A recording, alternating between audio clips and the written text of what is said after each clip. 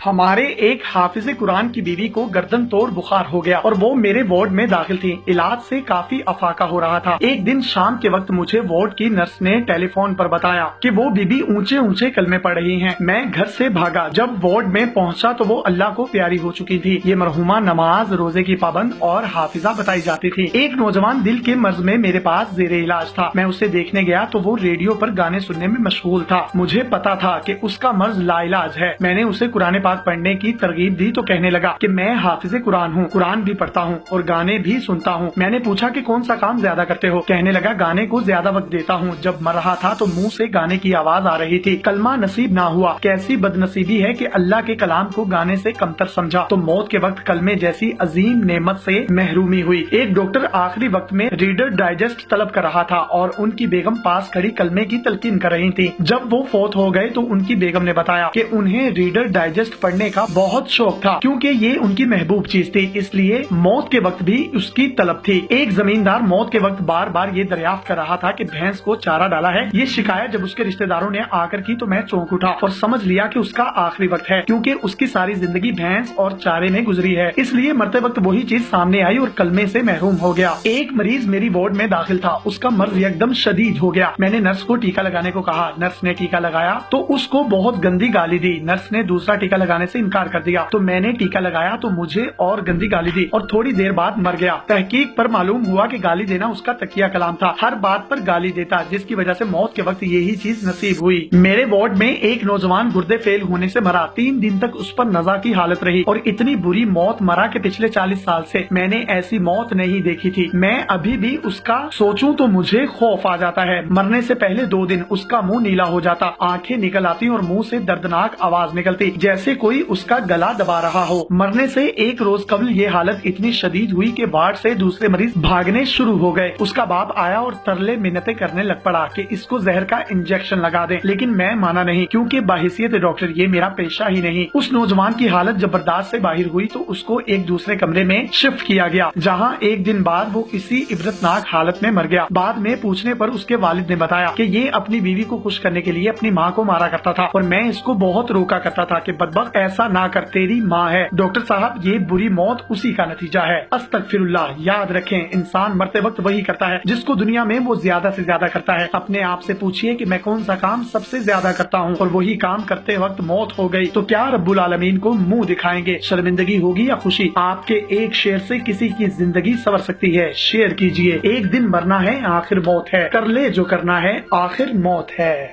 مزید اس طرح کی ویڈیوز حاصل کرنے کے لیے آپ ہمارا پیج ڈیلی پاکستان بھی لائک کیجئے۔ اپنے میزبان یاسر شامی کو اجازت دیجئے۔ اللہ حافظ۔